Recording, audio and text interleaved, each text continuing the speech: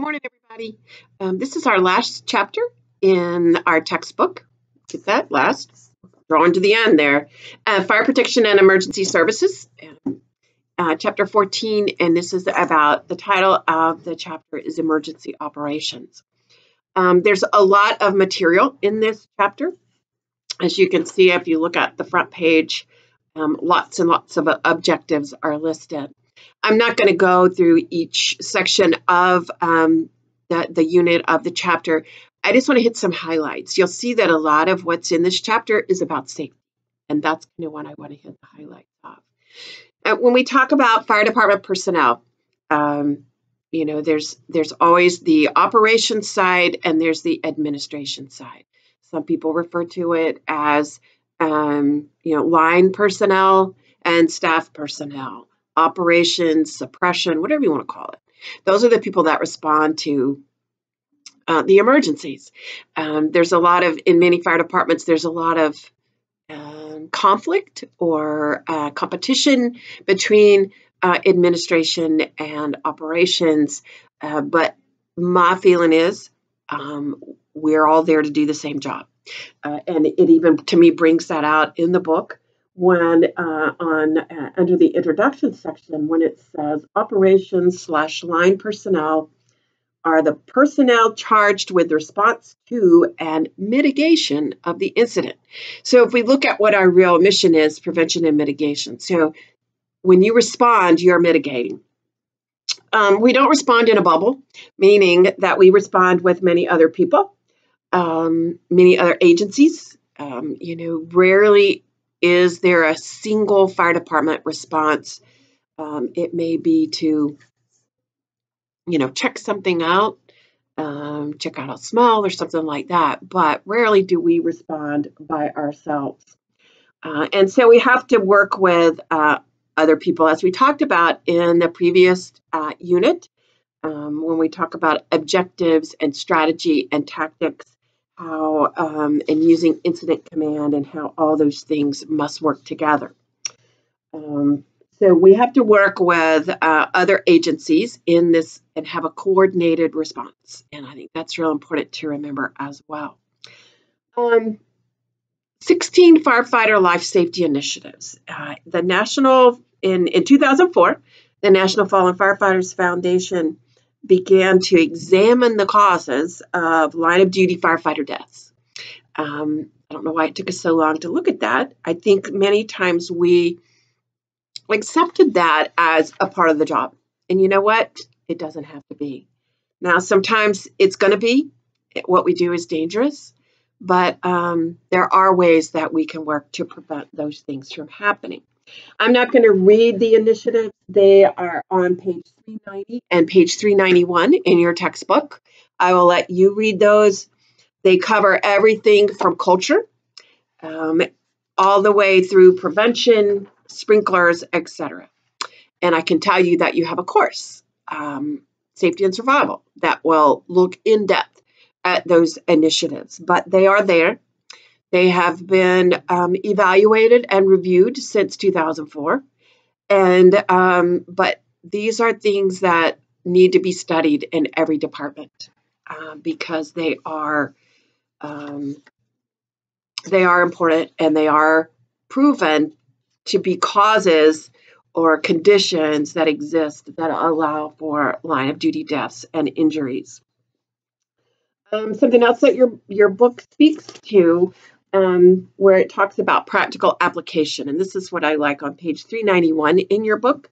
It talks about duty and responsibility. And, every day is a training day. So everyone goes home. Firefighter maintenance programs. That's not our equipment. That's not our trucks. That's us. We need to have our own maintenance programs. That doesn't mean simply working out every day. It's how we live our lives 24/7. There needs to be some rehab guidelines. You went till you dropped. Well, we don't need to be doing that anymore. Stop before you drop. Stay hydrated. There should be people on scene to monitor vitals. As a passenger, when you're responding to the incident, get on your PPE, the apparatus, sit down, fasten your seatbelt, and drive only with those who are going to get you there. That may be a tough thing to call. If you're the driver, get them there. Get them there safely. Safety is the most important. You know, running red lights and stop signs is not going to get you there safely. And then as an interior firefighter, you work as a team. You stay together, you stay oriented, manage your air supply, and make sure that you have the proper tools for you. So that's kind of the practical application of several of the 16 life safety initiatives. A couple of other things that your book mentions is of course, the RIT team, which I realize that was redundant. Rapid intervention team, a rapid intervention crew, so a RIT or a RIC. And those are individuals that are prepared and ready with tools and ready to respond only for that downed firefighter. You may say, I'm standing here doing nothing, but you know what? If you've ever been in a situation where that RIT team was needed, it's needed right then. And so you're not really standing there doing nothing. 2 in, 2 out, OSHA says.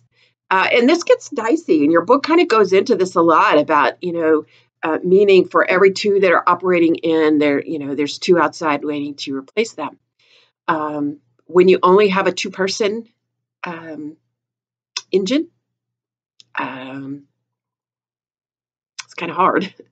And OSHA does say that there are certain situations where you can throw that to the curb, if you will. Of course, where there is to prevent a loss of life or serious injury, imminent life-threatening situation where immediate action may prevent the loss of life or injury. So again, that's your call, and I think that each of us has to recognize the dangers of that situation when it does arise. You should work with a buddy. You should have a partner. Again, if we're talking about 2-person engine companies, maybe an area where it's volunteer, you may have 2 people that one's at the pump panel and one goes inside. You may have someone that sets the pump to operate and then you both go inside. Either way, it's a little bit dicey. Recognize the dangers. Follow your SOPs and your SOGs. So anytime there's an IDLH atmosphere, and that is, of course, immediately dangerous to life and health. That's that IDLH atmosphere that we work in. So then your book goes into a lot about structural firefighting and how to mitigate hazards. It discusses about contamination of gear. Keep in mind, too, that I don't think this publication addresses, it was probably a little bit previous to the whole cancer issue. And so when they talk about, chemicals getting into your pores, they're referring to chemicals in the air burning. We're referring to smoke and that sort of thing that will get into your pores and into your system, making sure you have an escape route. I remember at my very first training fire that I did forever ago, we did a settee, and it was in an old house. It was in a house that we were burning. And the first thing the training officer took me aside and said, if it all goes south, this is our secondary exit. And it was the back door of the house. We made sure it opened. And so, granted, that was a training situation, but it planted that seed in my mind. Always have a way out. Always have a second way out. Find your escape routes. It's one of the responsibilities of making sure we throw an extra ladder. If we're going to have people going upstairs, we want to make sure that we have a ladder and a window, and everybody knows where that window and that secondary means of egress is. Your book then goes into talking about high-rise buildings, certain electrical hazards. Of course, one of our first tasks is to cut the power. That should be, and even though we might be in the habit of pulling the meter, I don't know if people do that anymore. Boy, we used to do it, and I look back now, it's a little bit scary, but pulling the meter and you never assume that the power is cut until the power company says there's no power to the structure. And then again, you never know. Somebody may be stealing power from the neighbor or someone in that situation. Then it talks about pets as a hazard. We've all been there and done that. You don't really think about that, but certainly it can be a problem. Then your book gets into some wildland firefighting types of situations, and I want to just kind of point some of these things out. I did not ever receive training on a wildland fire. I never got my red card, I think it's called. I always wished I'd had. I just think that would have been a great fun. And I never did that. But anyway, there's a lot. To me, it is one of the more dangerous types of firefighting today. If you look at a lot of our line of duty deaths, they come from wildland firefighters or wildland situations.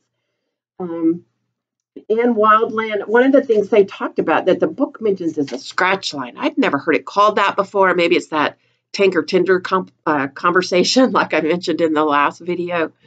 A fire line, a fire break. They refer to it as a scratch line, maybe because you scratch it. The book also discusses 10 standard firefighting orders for wildland firefighting, and these don't necessarily, to me, these are great in all types of firefighting, all types of situations. And then there's also 18 situations that shall watch out for our wildland firefighters. And those are on pages 400 and 401 in your book. I would encourage you to look at those because they really are, they're very encompassing. And I think that while some of them do apply only to wildland firefighting, they have some application for other types of firefighting as well. Now, they apparently sum these up in something called LCES. Again, the fire service is known for its mnemonics. So I like these: lookouts, communications, escape routes, and safety zones. Communications is important. Communicating is important. Lookouts should always be posted. And if you think about it, compare that to structural firefighting, that's your safety officer. Should always be looking. Communications must be maintained between the lookout crews and the lookouts and the crews that are working. Escape routes should always be planned. This is even more important in our wildland firefighting situations. And then safety zones. Safety zones should be placed as often as necessary. They're large enough to accommodate all of the crew in the area in case of a burnover. I can't imagine a more scary situation than that. Now, of course, we improved upon LCES, and this on page 401, it mentions FLCES Delta. There may be a better way to say that. I just don't know what that is. So the F stands for fire behavior in this particular mnemonic. And this is looking at how bad can the incident become. What's the worst case scenario? How bad can it be? And are we prepared for that? I think we need to try to always look at the worst case scenario. And a lot of times we do in structural, but this, again, we need to do it in all situations and be prepared for it or prevent that occurrence. The Greek letter delta, I think that this is an important note because it signifies change. Situations, whether we're talking structural fires or wildland fires, any type of situation, change is going to happen. So we want to make sure that we are trying to predict that change or we're staying on top of that change. And again, that goes to kind of looking around a little bit. Look up, look down, look around is another great mnemonic or a reminder from that wildland time. Look up before you start to work, and we use that even in our own situation. Structural fire, we're looking up for power lines. They're looking up for trees. So looking up is not a bad thing. Look down, watch your footing, especially at night. Where you're stepping, you can step on a hole. look down the hill to make sure the fire has not looped around at you. And this goes with situational awareness. And then look around, which is even more situational awareness, to be aware of what is going on around you. Sometimes we become so engrossed in what we're doing, we don't realize that we're too close to someone else or too close to a hazard that might exist. So keep your head up and look around.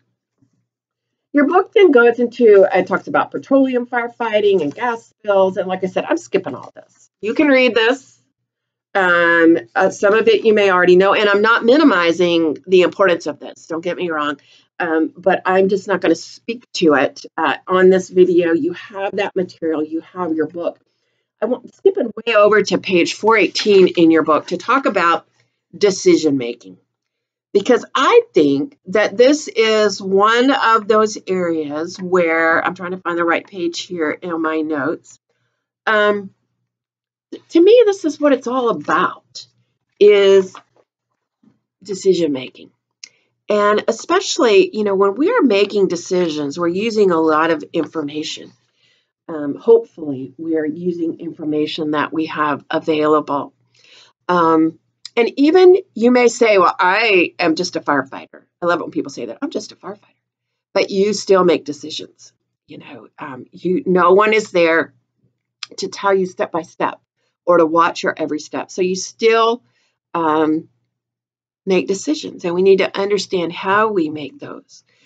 This is a big part of, to me, getting training and education is enabling you to make proper decisions and safe decisions.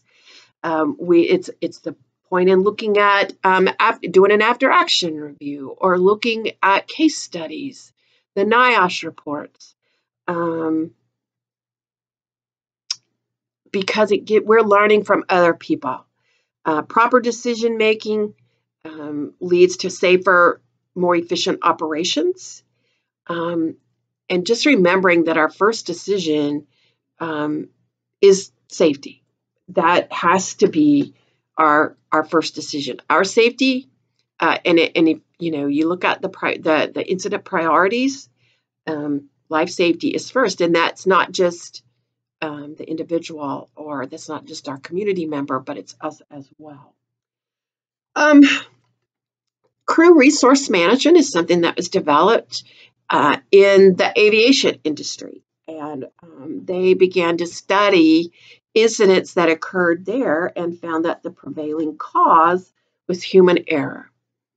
And I think that we can probably agree with that as we look at many of the situations in the fire service. So crew resource management has made its way into other industries, into the military. The Coast Guard reported a 74% reduction in its injury rate since they adopted crew resource management. So I think hospitals use it a lot too, maybe in their emergency rooms. Crew resource management is based on 5 different elements. Communications is the first one. People speak directly and respectfully and communicate responsibly. I love that. It means that you must be brief. You need to brief others as needed. You need to describe what you're doing, communicate hazards to others, acknowledge messages, and ask if you don't know. So when we're talking about giving that information or communicating the task, what is to be done, the purpose, why is it being done, what should it look like when it's done, is another piece that needs to be communicated. And keep in mind that when you're communicating on the radio, everyone else has benefit of that information. We're not keeping it a secret. There's time when face-to-face communications may be better, but just keep in mind that when you're communicating on the radio, everybody hears it. Situational awareness is the second factor in crew resource management. Basically, it's making sure that you're maintaining an attentiveness.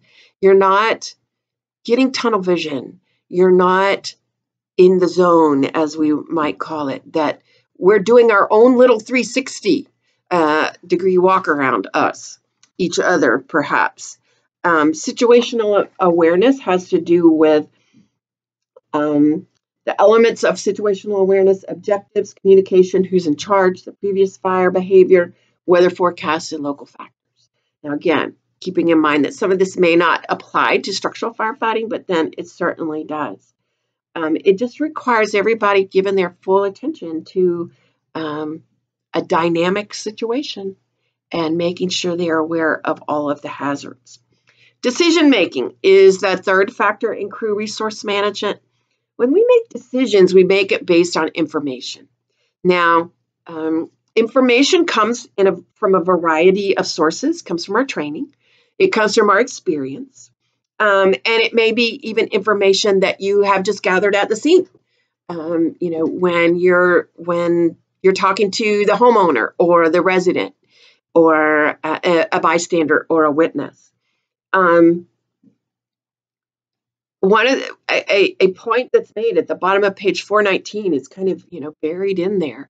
No firefighter should die to save property, even though every year some do. You have to make sure, you have to think about this, and I think we talked about this in the last chapter, that it's a tough decision when we have to recognize, are we really rescuing, or is this simply a body recovery? Is it worth us risking our lives for that?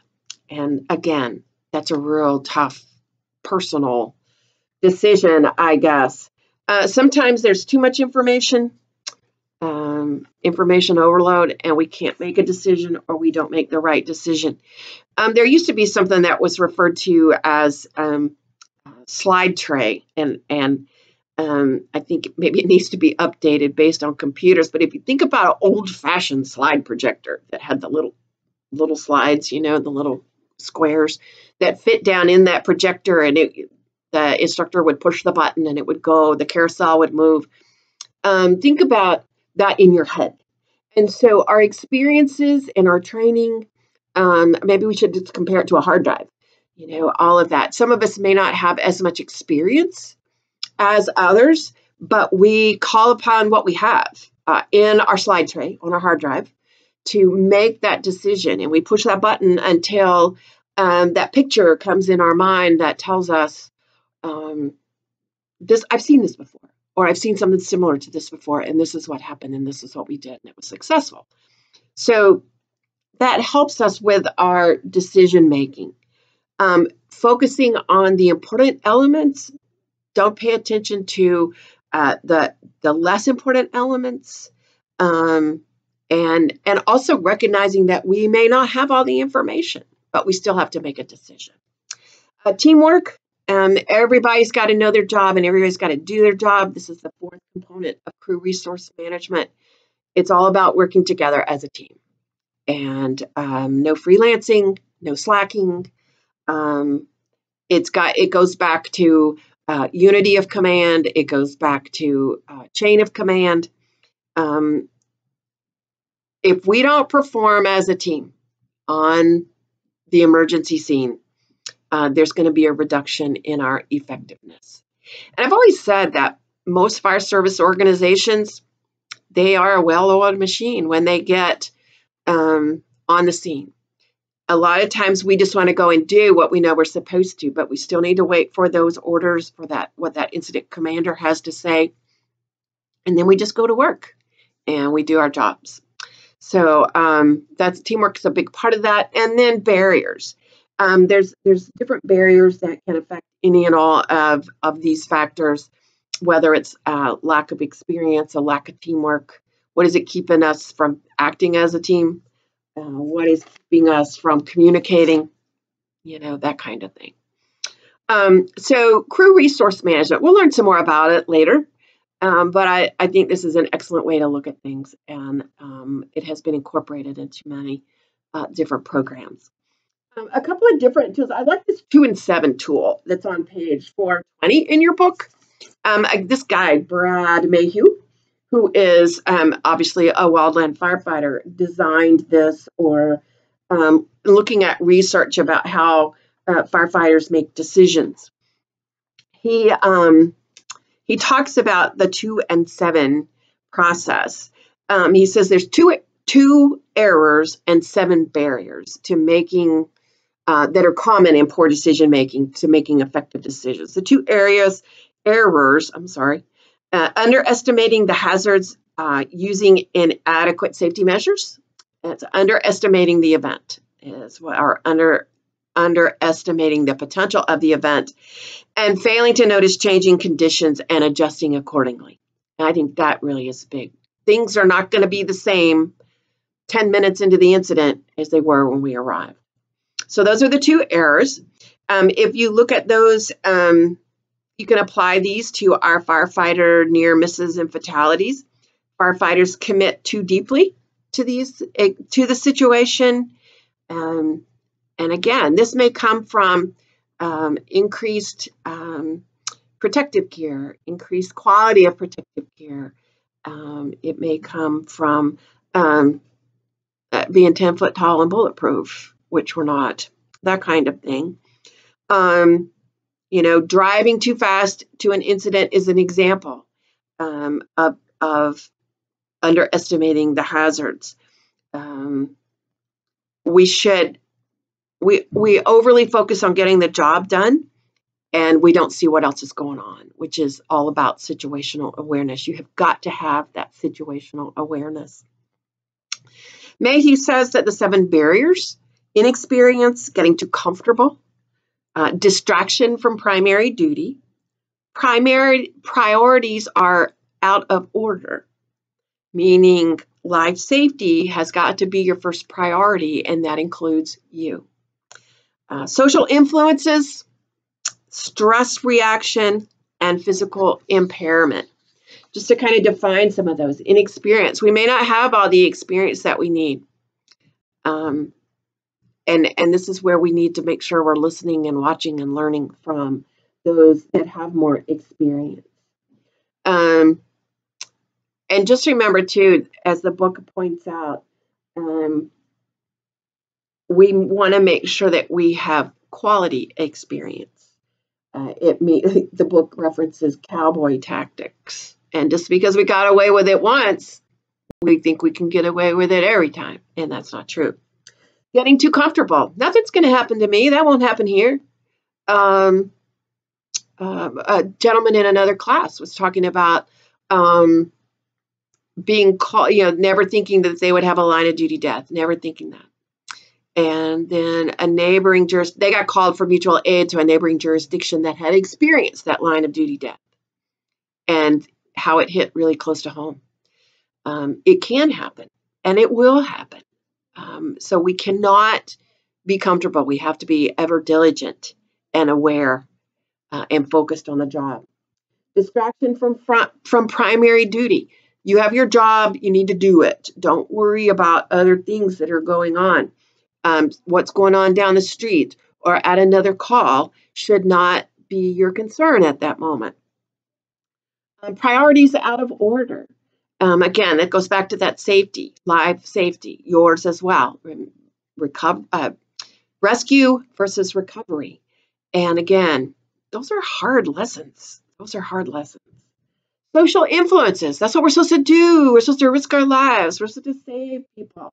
It's peer pressure from even within our service, from our friends, from our coworkers. Get in there, rookie, and get you some. I remember, again, the first time that I served as an instructor, I was shadowing in a training fire, again, another house fire, a long time ago. And I was shadowing as an instructor, and it got hot, and it got really hot. And I sat there, and I burned. And one of the other instructors pulled me aside later and said, "You don't have anything to prove." Where I felt I did, for a variety of reasons. I felt I had something to prove. And don't feel like you have to prove anything. And we should not, I'm getting on a soapbox, and I realize that, we should not put our coworkers in that situation. They don't have anything to prove. Stress reaction, again, this is our body's reaction to what's going on. We tend to, that do or die thing, I'm sticking to the plan. It doesn't matter if things changed and the plan's going south, I'm sticking to the plan. How many times have you heard on the scene where a chief tells somebody to back out and the interior crew says, just a couple of more minutes, chief, just a couple more minutes. We got it. We've almost got it. A couple more minutes can make a huge difference. And any kind of physical impairments. This may be a lack of sleep. It may be that this is like the 20th call you've had this day. Or maybe there's, you've got a new baby at home and so you're not getting any sleep. Or maybe you kind of pulled a bender the night before and you're not in yet top-notch condition to be at work. So all of these things can affect that 2-7, the 2 and 7. I like that. I think that gives us a lot to think about as we're talking about safety on the job. So in this last chapter, they speak, we're not really talking tactics like you thought maybe we might. I mean, there's some tactics in the chapter, but it's more about safety. It's more about safety. It's more about being safe. It's more about being effective and efficient, and everybody going home at the end of their shift. So take heed, make sure you read this and absorb this information. Thanks so much. I appreciate your time. Y'all have a good day.